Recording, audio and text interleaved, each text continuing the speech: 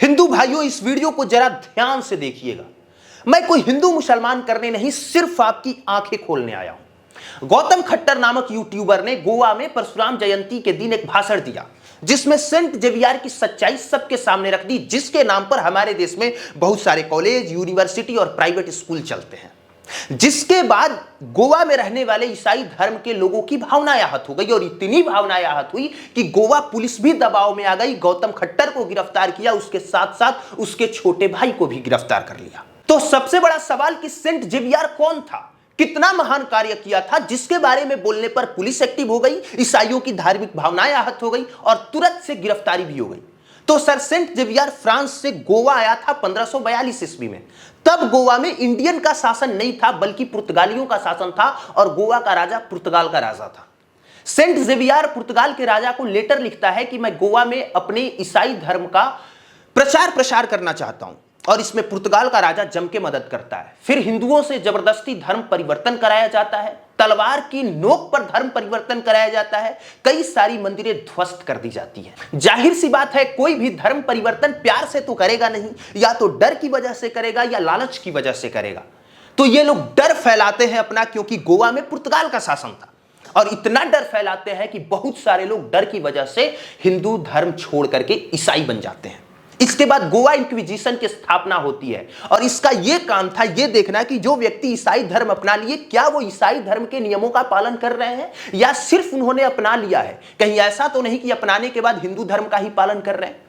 और जो लोग ईसाई धर्म अपनाने के बावजूद हिंदू धर्म का पालन करते थे, उनमें से कई लोगों को जिंदा जला दिया गया, कई लोगों को काट दिया गया और कई लोगों को मार दिया गया। सिर्फ धर्म परिवर्तन कराने के लिए, अपना धर्म मानने के लिए इन लोगों ने इतनी यातनाएं दी, जिसके बारे में जानकर आपकी रूह कांप जाएगी सर। उसी सेंट जेवियर को हमारे देश में ईसाई लोग पूजते हैं, चर्च में उनकी मूर्तियां बनी है, और हमारे देश में कई सारे कॉलेज, यूनिवर्सिटी और स्कूल्स चलते हैं। तलवार की नोक पर धर्म परिवर्तन कराने के सैकड़ों हजारों उदाहरण इस्लाम में भी मिलते हैं। मुगल शासक आए, अरबी शासक आए, उन्होंने इंडिया पर अटैक किया, कई सारी हिंदू की मंदिरें उन्होंने ध्वस्त करी और धर्म परिवर्तन कराया। ये फैक्ट है, इतिहास में ये सारे दस्तावेज मौजूद हैं, इसे आप झुठला नहीं कर सकते, या हिंदू मुस्लिम कर रहे हैं ये कह के आप भाग नहीं सकते। लेकिन सनातन में आपको एक भी उदाहरण नहीं मिलेगा जहां पर कोई व्यक्ति जाए, या कोई ब्राह्मण जाए, या हिंदू धर्म को मानने वाला कोई व्यक्ति जाए और किसी से जबरदस्ती हिंदू धर्म मानने को मजबूर करे, या वो भगवान को पूजने को मजबूर करे। हां, सामाजिक विकृति की वजह से जातिगत भेदभाव, छुआछूत सब कुछ हुआ, जो कतई और कभी भी नहीं होना चाहिए था। लेकिन सनातन धर्म ऐसा करने की इजाजत नहीं देता। जिन लोगों ने भी किया और करा, वो सामाजिक विकृति की वजह से किया, अपनी बौद्धिक क्षमता के लो पॉइंट पर जाने की वजह से किया। इसके बावजूद हिंदू धर्म को सबसे पहले हिंदू धर्म के ही लोग खराब, बेकार और बेईमान बताते हैं। पेरियार जैसा व्यक्ति सच्ची रामायण लिखता है और यह साबित करने की कोशिश करता है कि रामायण एक काल्पनिक घटना है, कभी सच में हुआ ही नहीं। सुप्रीम कोर्ट में वो केस भी जीत जाता है और किसी भी हिंदू धर्म के व्यक्ति की धार्मिक भावनाएं आहत नहीं होती।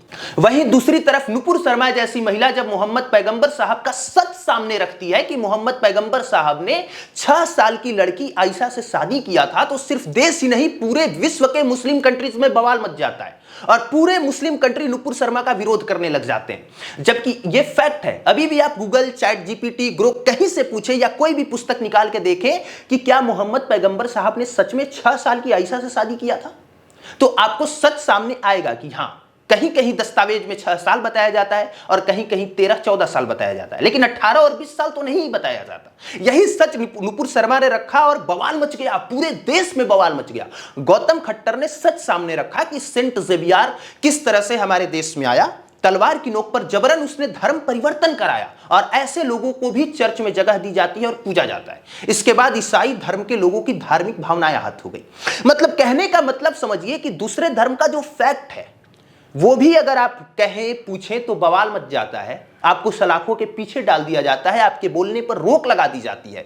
लेकिन यहां पर हिंदू धर्म के ही लोग चीखने और चिल्लाने वाले हर रोज भरे पड़े हैं, जो कभी ये कहते हैं, कभी तिगड़िम, कभी बिगड़िम, कभी पिगड़िम, मतलब कुछ भी कहते रहते हैं। आज भी आप गांव कस्बों में चले जाइए, वहां के पिछड़े इलाकों में लोगों को बहला फुसला करके, लालच देकर धर्म परिवर्तन कराया जाता है, हिंदू से उनको ईसाई बनाया जाता है। इस पर कोई कुछ भी नहीं बोलता। एक भी ज्ञानी बाबा, जो ज्ञानी बाबा सोशल मीडिया पे बनते, वो नहीं बोलते। और जो घटना आज से 50, 100, 1000 साल पहले हुई उस पे आके अपना ज्ञान बघाड़ते रहते हैं, सेखी बघाड़ते हैं, जैसे लगते हैं कितने ज्ञानी हैं। जबकि समाज की जो रियल प्रॉब्लम है, जो आज भी हो रही है, उस पे मुंह खोलने में इन लोगों की फट के हाथ में आ जाती है। कि गौतम खट्टर ने तथ्य तो ठीक ठाक रखे थे, हो सकता है उसमें कहीं विरोधाभास हो, बस उन्होंने जिस तरह की भाषा का प्रयोग किया, जैसे कि सेंट ज़ेवियर के लिए आतंकवादी और अपशब्द कहे, वो शायद नहीं कहना चाहिए था। अगर वो नहीं कहते, सिर्फ हिस्टोरिकल फैक्ट रखते, तो शायद बच सकते थे। शायद धार्मिक भावनाएं जो आहत हुई उसे डिफेंड किया जा सकता था, लेकिन शायद नहीं भी किया जा सकता था, क्योंकि हमारे देश की परंपरा अलग है भैया। यहां हिंदुओं को बोलो, गाली दो, कुछ भी करो, चलेगा। अन्य धर्म पर टिप्पणी नहीं कर सकते। मुझे ऐसा लगता है कि किसी भी धर्म पर टिप्पणी करने की आजादी या तो सबको मिलनी चाहिए या फिर किसी को भी नहीं मिलनी चाहिए। अगर तुम्हारी अपनी धार्मिक मान्यताएं हैं तो हमारी भी अपनी धार्मिक मान्यताएं हैं। अगर तुम्हारे अपने बिलीव हैं तो हमारे भी अपने बिलीव हैं।